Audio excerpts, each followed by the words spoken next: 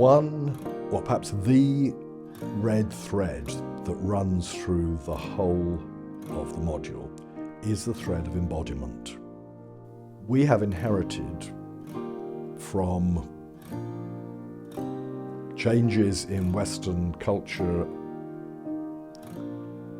that took place 300 or 400 years ago, an attitude to bodiliness that in many ways has been disastrous. We have learned to think of ourselves as minds that, as it were, almost confront a world around us, or significantly around us, and minds that, as it were, operate bodies.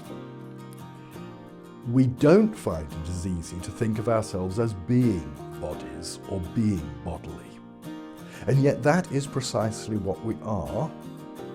Our hope is that in doing the practices and joining in the conversations for the sessions of this module, students will come to think of themselves in a different way, to think of themselves more as minded bodies than bodies that happen to be attached to minds.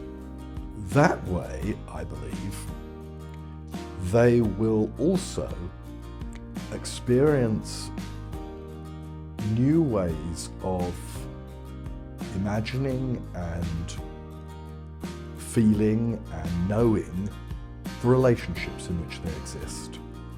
Appreciating, for instance, the ways in which we learn so much from each other from the dialogue and conversation of our bodies.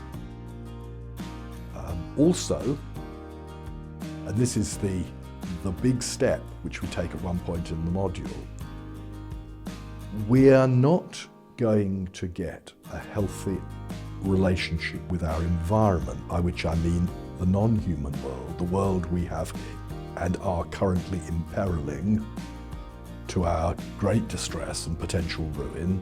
We're not going to get a relationship that is healthy, wholesome, and capable of leveraging sane behavior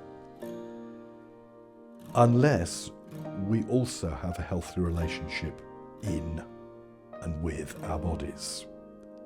If you like, the reconciliation with ourselves as bodily creatures is part of the reconciliation with the world of nature from which we have so grievously alienated ourselves. So the module tries to push spirituality right out into the furthest horizon of God's creation.